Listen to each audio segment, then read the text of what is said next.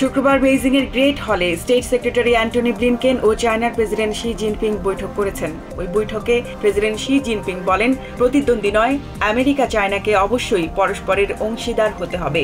দ্বিপক্ষীয় সম্পর্ক উন্নয়নে 3 দিনের সফরে চায়না যান ব্লিনকেন।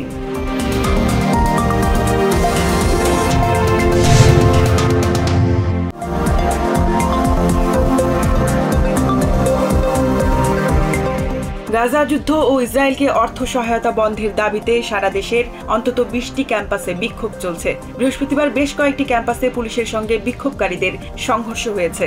এ সময় আটক হয় 2 শিক্ষক সহ শতাধিক শিক্ষার্থী।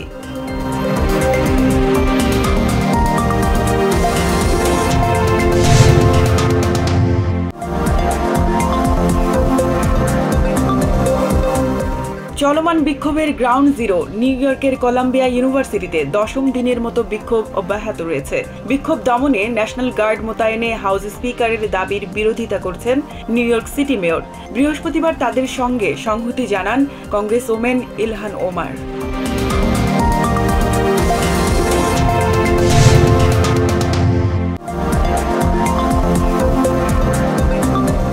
গাজা যুদ্ধ বন্ধের দাবিতে কলাম্বিয়া ইউনিভার্সিটির সঙ্গে সংহতি জানিয়ে ফ্রান্সের রাজধানী প্যারিসেও বিক্ষোভ শুরু করেছে শিক্ষার্থীরা। গত বুধবার দেশটির সায়েন্সেস পো প্যারিসে এই বিক্ষোভের ডাক দেয় প্যালেস্টাইন কমিটি অব সায়েন্স পো। গাজা যুদ্ধ সমর্থনকারীদের সঙ্গে সম্পর্ক ছিন্নের দাবিও তাদের।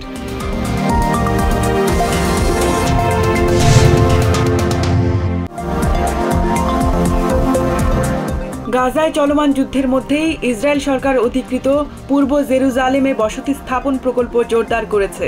নজিরবিহীনভাবে বিভিন্ন প্রকল্পের অনুমোদন দেওয়ার পাশাপাশি ও চলমান প্রকল্পের কাজও করা হচ্ছে দ্রুত গতিতে।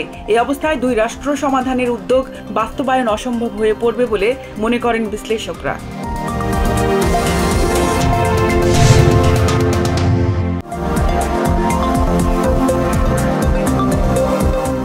নিউ ইয়র্কের আদালতে প্রেসিডেন্ট ডোনাল্ড ট্রাম্পের হাঁসমানি মামলার শুনানিতে শুক্রবার 4র্থ দিনের মতো সাক্ষ্য দেন ন্যাশনাল ইনকিউরারের সাবেক প্রকাশক ডেভিড বেকার।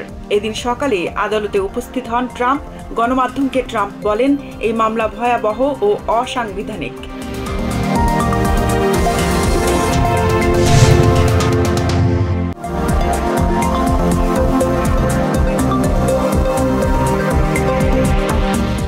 চলতি বছরের প্রথম প্রান্তিকে দেশের অর্থনৈতিক প্রবৃদ্ধি প্রত্যাশার চেয়েও মন্থর হওয়ায় মূল্যস্ফীতি বেড়েছে। ডিপার্টমেন্ট অব কমার্সের পরিসংখ্যান অনুযায়ী এই সময়ে জিডিপি প্রবৃদ্ধি হয়েছে 1.6%।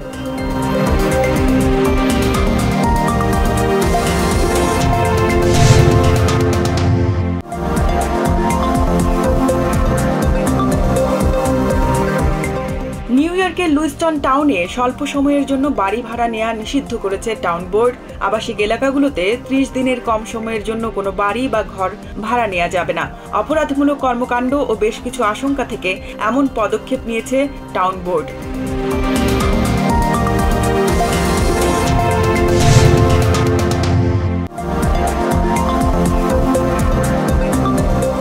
আওয়ামী লীগের সাধারণ সম্পাদক ওবায়দুল কাদের বলেছেন, ইসরায়েলকে অর্থ সহযোগিতা দিয়ে আমেরিকা যুদ্ধের উস্কানি দিচ্ছে।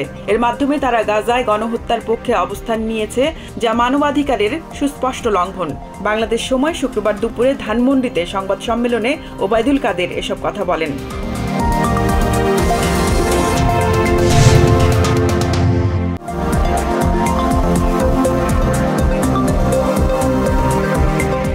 2024 সালের NFL ড্রাফটের প্রথম রাউন্ড অনুষ্ঠিত হতে যাচ্ছে। শুক্রবার রাতে মিশিগানের ডিট্রয়েটে শুরু হবে ড্রাফটটি। ধারণা করা হচ্ছে খেলোয়াড় বদলের এই মঞ্চ উপভোগ করতে শহরে প্রবেশ করেছে প্রায় 400,000 ভক্ত।